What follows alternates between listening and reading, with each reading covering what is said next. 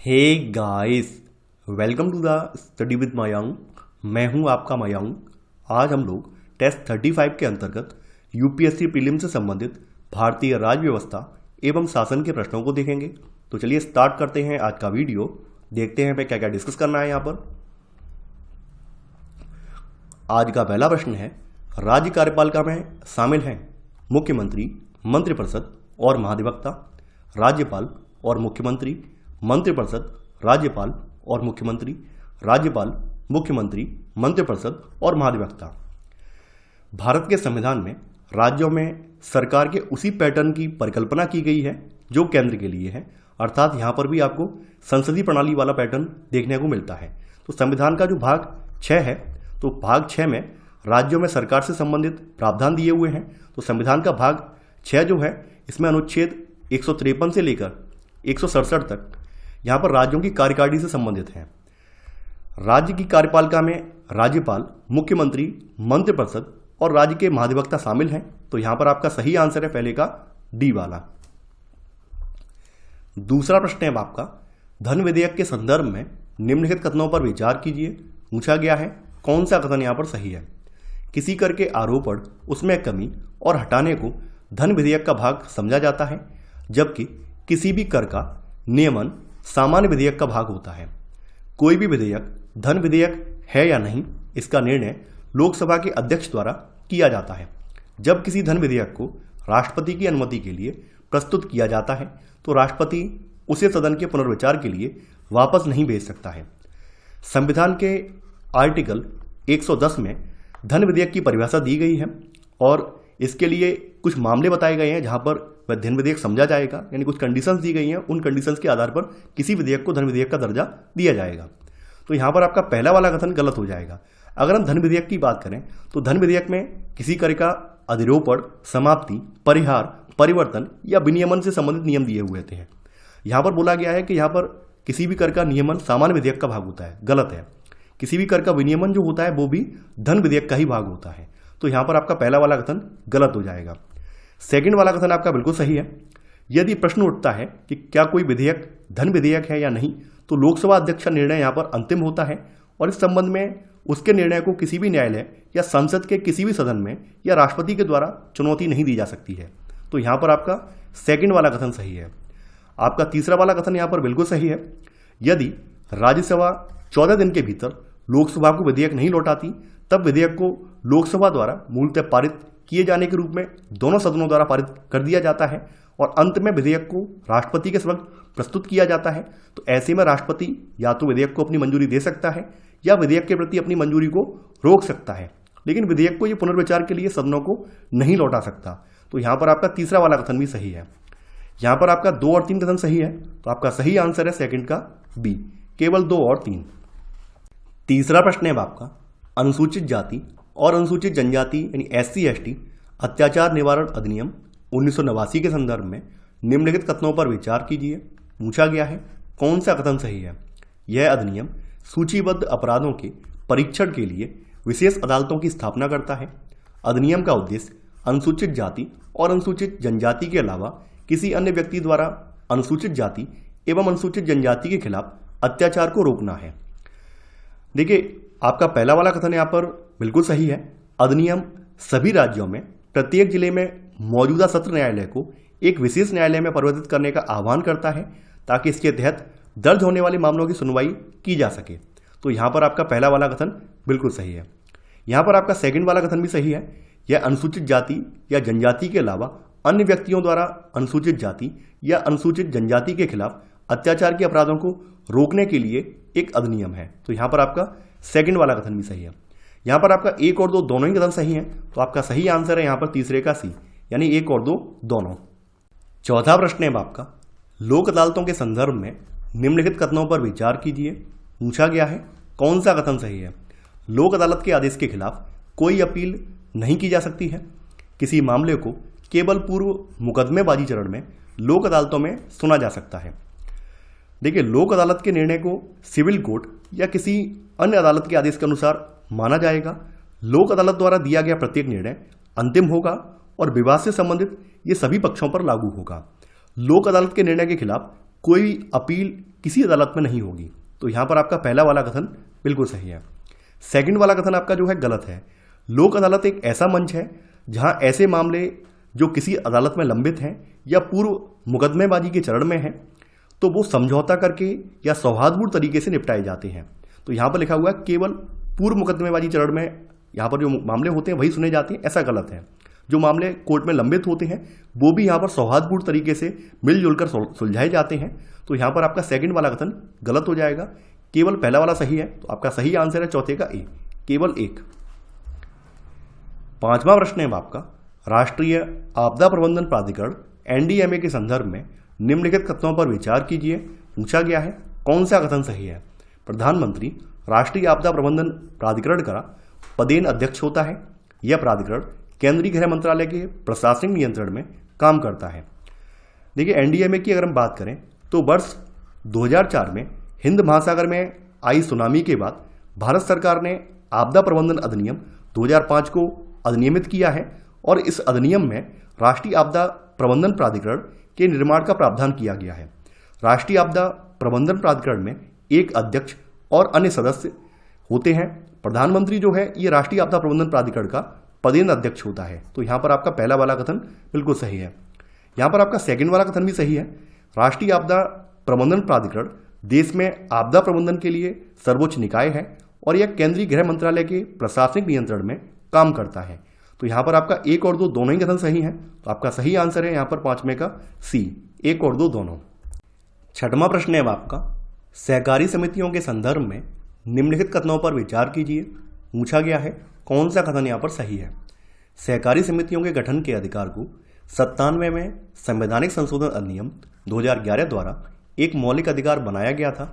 सहकारी समितियों का उल्लेख संविधान की 7वीं अनुसूची की समवर्ती सूची में किया गया है। देखिए आपका पहला वाला कथन यहाँ पर बिल्कुल सही है। 2011 के 97 में संवैधानिक संशोधन अधिनियम ने सहकारी समितियों को संवैधानिक दर्जा और संरक्षण दिया है। तो यहाँ पर आपका पहला वाला कथन बिल्कुल सही है। सेकंड वाला कथन यहाँ पर सही नहीं है। सहकारी समितियाँ संविधान की 7वीं अनुसूची की राज्य सूची में ये वर्णित की गई हैं। तो यहाँ पर आपका सेकंड वाला गलत है। यहाँ पर लिखा हुआ है सहकारी समितियों का उल्लेख संविधान की 7वीं अनुसूची की समवर्ती सूची में किया गया है। नहीं, यहाँ पर इनका उल्लेख जो है राज्य सूची में किया गया है, ना कि समवर्ती सूची में। तो यहाँ पर आपका केवल पहला वाला कथन सही है। तो आपका सही आंसर है छठवें का ए। सातवां प्रश्न है आपका, निम्नलिखित में से कौन से संविधान में उल्लिखित केंद्र शासित प्रदेश दिल्ली के लिए विशेष प्रावधान है। आपको कूट का प्रयोग करके सही उत्तर का चयन करना है। दिल्ली के मुख्यमंत्री की नियुक्ति भारत के राष्ट्रपति द्वारा की जाती है। राज्य विधानसभा राज्य सूची के तीनों मामलों सार्वजनिक व्यवस्था, पुलिस और भूमि पर कानून नहीं बना सकती है। लेफ्टिनेंट गवर्नर को विधानसभा के अवकाश के दौरान अध्यादेशों को लागू करने का अधिकार है। 1991 के 69वें संविधान संशोधन अधिनियम ने केंद्र शासित प्रदेश दिल्ली को विशेष दर्जा प्रदान किया। इसे राष्ट्रीय राजधानी क्षेत्र दिल्ली का नाम दिया और दिल्ली के प्रशासक को लेफ्टिनेंट गवर्नर के रूप में नामित किया। यहाँ पर आपका पहला वाला कथन बिल्कुल सही है। दिल्ली के मुख्यमंत्री की नियुक्ति भारत के राष्ट्रपति के द्वारा की जाती है। सेकंड वाला कथन भी आपका सही है। दिल्ली की जो विधानसभा है ये राज्य सूची के तीनों मामलों सार्वजनिक आदेश, पुलिस और भूमि को छोड़कर राज्य सूची और समवर्ती सूची के सभी मामलों पर कानून बना सकती है। तो यहाँ पर आपका सेकंड वाला कथन भी सही है। लेफ्टिनेंट गवर्नर विधानसभा के अवकाश के दौरान अध्यादेश पारित कर सकता है और एक अध्यादेश विधानसभा के विधेयक के समान होता है। तो यहाँ पर आपका तीसरा वाला कथन भी सही है। यहाँ पर आपका 1, 2, 3 तीनों ही कथन सही है। तो आपका सही आंसर है सातवें का डी, 1, 2 और 3। आठवां प्रश्न है आपका, निम्नलिखित कथनों पर विचार कीजिए। पूछा गया है कौन सा कथन सही नहीं है। किसी राज्य विशेष से राज्यसभा के लिए चुने जाने हेतु उम्मीदवार को उस विशेष राज्य का मतदाता होना चाहिए। अनुसूचित जाति या अनुसूचित जनजाति का कोई सदस्य लोकसभा की ऐसी सीट पर चुनाव नहीं लड़ सकता जो उसके लिए आरक्षित ना हो। भारतीय संविधान की 4वीं अनुसूची के अनुसार राज्यसभा में अनुसूचित जाति और अनुसूचित जनजाति के लिए सीटें आरक्षित हैं। देखिए आपका पहला वाला कथन गलत है। किसी विशेष राज्य से राज्यसभा के लिए चुने जाने के लिए उम्मीदवार को उस विशेष राज्य का मतदाता होने की जो अनिवार्यता है या अर्हता है वो सन 2003 में समाप्त कर दी गई है।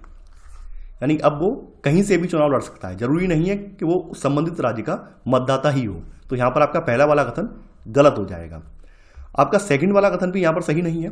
यदि अनुसूचित जाति या अनुसूचित जनजाति का सदस्य लोकसभा में उनके लिए आरक्षित स्थान से चुनाव लड़ना चाहता है तो उसे किसी भी राज्य या संघ राज्य क्षेत्र में अनुसूचित जाति या अनुसूचित जनजाति का सदस्य होना चाहिए। हालांकि अनुसूचित जाति या जनजाति के सदस्य ऐसे स्थान से भी चुनाव लड़ सकते हैं जो उनके लिए आरक्षित नहीं है। आपका तीसरा वाला कथन भी यहाँ पर सही नहीं है। राज्यसभा में एससी और एसटी यानी अनुसूचित जाति और जनजाति के लिए स्थान आरक्षित नहीं है, तो आपका तीसरा वाला कथन भी गलत हो जाएगा। इसके अलावा भारतीय संविधान की जो चौथी अनुसूची है, तो इसमें राज्यसभा में राज्यों और संघ राज्य क्षेत्रों के लिए स्थानों के आवंटन के संबंध में प्रावधान किए गए हैं, न कि उनके आरक्षण से संबंधित। तो यहाँ पर आपका 1, 2, 3 तीनों ही कथन गलत है। तो आपका सही आंसर है 8वें का ए, यानी 1, 2 और 3 सही नहीं है। 9वां प्रश्न है आपका, उच्च न्यायालय के न्यायाधीशों को हटाने के संदर्भ में निम्नलिखित कथनों पर विचार कीजिए। पूछा गया है कौन सा कथन यहाँ पर सही है। उच्च न्यायालय के न्यायाधीश को उसी आधार पर हटाया जा सकता है जिस आधार पर उच्चतम न्यायालय के न्यायाधीश को हटाया जा सकता है। उच्च न्यायालय के न्यायाधीश को संबंधित राज्य के राज्यपाल के आदेश से हटाया जाता है। न्यायाधीश जांच अधिनियम 1968 उच्च न्यायालय के न्यायाधीश को हटाने से संबंधित प्रक्रिया को विनियमित करता है। देखिए, आपका पहला वाला कथन यहाँ पर बिल्कुल सही है। उच्चतम न्यायालय के किसी न्यायाधीश को हटाने का केवल 2 आधार होते हैं, या तो कदाचार यानी साबित कदाचार हो या फिर असमर्थता हो। तो उच्च न्यायालय के न्यायाधीश को उसी रीति और उसी आधार पर हटाया जा सकता है जिस प्रकार से उच्चतम न्यायालय के न्यायाधीश को हटाया जा सकता है। तो यहाँ पर आपका पहला वाला जो कथन है ये बिल्कुल सही है। आपका सेकंड वाला जो कथन है ये सही नहीं है। जो उच्च न्यायालय का न्यायाधीश है इसको राज्यपाल के द्वारा नहीं बल्कि यहाँ पर इसको राष्ट्रपति के द्वारा हटाया जाता है। ध्यान देना, इसको राज्यपाल के द्वारा नहीं बल्कि इसको किसके द्वारा, राष्ट्रपति के द्वारा जो है हटाया जा सकता है। राष्ट्रपति द्वारा हटाया जाने का जो आदेश है तभी जारी किया जा सकता है जब संसद द्वारा उन्हें इस तरह के निष्कासन के लिए समावेदन प्रस्तुत किया गया हो। समावेदन को संसद के प्रत्येक सदन के विशेष बहुमत द्वारा समर्थन होना चाहिए। तो यहाँ पर आपका सेकंड वाला कथन गलत हो जाएगा। तीसरा वाला कथन यहाँ पर बिल्कुल सही है। न्यायाधीशों को हटाने की प्रक्रिया का विवरण न्यायाधीश जांच अधिनियम 1968 में दिया गया है। तो यहाँ पर आपका तीसरा वाला कथन सही है। यहाँ पर आपका केवल 1 और 3 कथन सही है। तो आपका सही आंसर है 9वें का बी वाला, केवल 1 और 3। 10वां प्रश्न है आपका, संसद सत्र के सत्रावसान के संदर्भ में निम्नलिखित कथनों में से कौन सा सही है ये आपको बताना है। भारत का राष्ट्रपति सत्र चलने के दौरान सदन का सत्रावसान नहीं कर सकता है। सत्रावसान लोकसभा के समक्ष लंबित विधेयकों को प्रभावित नहीं करता है। लंबित नोटिस या विधेयकों को प्रस्तावित करने वालों के अतिरिक्त सत्रावसान पर व्यपगत नहीं होते हैं। सामान्यतः सदन का पीठासीन अधिकारी सत्रावसान के लिए अधिसूचना जारी करता है। देखिए, सदन के पीठासीन अधिकारी कौन होते हैं, सभापति या अध्यक्ष। तो जो आपके पीठासीन अधिकारी हैं एक सत्र का कार्य पूर्ण हो जाने पर सदन को निश्चित काल के लिए स्थगित कर सकते हैं और अगले कुछ दिनों में राष्ट्रपति द्वारा सत्र के सत्रावसान की अधिसूचना जारी की जाती है। तो यहाँ पर आपका डी वाला कथन अपने आप निकल गया कि सदन का पीठासीन अधिकारी सत्रावसान की अधिसूचना जारी नहीं करता है बल्कि राष्ट्रपति के द्वारा अधिसूचना जारी की जा सकती है। राष्ट्रपति सत्र चलने के दौरान भी सदन का सत्रावसान कर सकते हैं, यानी राष्ट्रपति जो है ये मतलब सत्र जब चल रहा होता है तब भी सत्रावसान कर सकते हैं। तो आपका पहला वाला भी यहाँ पे गलत हो जाएगा। अगर हम बात करें यहाँ पर बी वाले ऑप्शन की, तो यहाँ पर लिखा हुआ है सत्रावसान लोकसभा के समक्ष लंबित विधेयकों को प्रभावित नहीं करता है। तो यहाँ पर आपका बी वाला सही है। यह विधेयकों या सदन के समक्ष लंबित किसी अन्य कार्य को प्रभावित नहीं करता है। संविधान के अनुच्छेद 107 का उप अनुच्छेद 3 जो है इसके तहत संसद में लंबित विधेयकों सदनों के सत्रावसान के कार्य व्यपगत नहीं होगा। तो यहाँ पर आपका बी वाला कथन आपका सही है। यहाँ पर आपका सी वाला भी सही नहीं है, केवल बी वाला कथन सही है। तो आपका सही आंसर है यहाँ पर 10वें का बी। 11वां प्रश्न है आपका, संसद के एक सदन के विश्रांति काल को इस प्रकार परिभाषित किया गया है। प्रश्नकाल और शून्यकाल के बीच की अवधि किसी सदन के सत्रावसान और नए सत्र में उसके पुनः सम्मिलित होने की बीच की अवधि, किसी सदन की पहली बैठक और उसके सत्रावसान के बीच की अवधि, किसी सदन की सुबह की बैठक और मध्याह्न भोजन के बाद की बैठक के बीच की अवधि। देखिए, जो आपका विश्रांति काल है ये एक सदन के सत्रावसान और एक नए सत्र में उसके पुनः संवेद होने के बीच की अवधि को विश्रांति काल के रूप में जाना जाता है। तो यहां पर आपका सही आंसर है 11 का बी वाला। 12वां प्रश्न है आपका, निम्नलिखित में से कौन उच्च न्यायालय के न्यायाधीशों की नियुक्ति में भाग लेता है? राष्ट्रपति, भारत के मुख्य न्यायाधीश, संबंधित राज्य के राज्यपाल, संबंधित उच्च न्यायालय के मुख्य न्यायाधीश, संबंधित राज्य के मुख्य सचिव, राज्य विधानसभा में विपक्ष के नेता। आपको कूट का प्रयोग करके सही उत्तर का चयन करना है। अनुच्छेद 217 के अनुसार उच्च न्यायालय के न्यायाधीशों की नियुक्ति का प्रावधान इसमें किया गया है, जो ये निर्देश करता है कि राष्ट्रपति को इनकी नियुक्ति के लिए भारत के मुख्य न्यायाधीश और संबंधित राज्य के राज्यपाल और संबंधित उच्च न्यायालय के मुख्य न्यायाधीश से परामर्श करना चाहिए। यानी यहाँ पर ये 4 लोग जो होते हैं ये उच्च न्यायालय के न्यायाधीशों की नियुक्ति में भाग लेते हैं, 5 और 6 इसमें नहीं लेते हैं। तो यहाँ पर आपका सही आंसर है 12 का ए, केवल 1, 2, 3 और 4। 13वां प्रश्न है आपका, निम्नलिखित में से कौन सा कथन प्रत्यायोजित विधान का सर्वोत्तम वर्णन करता है?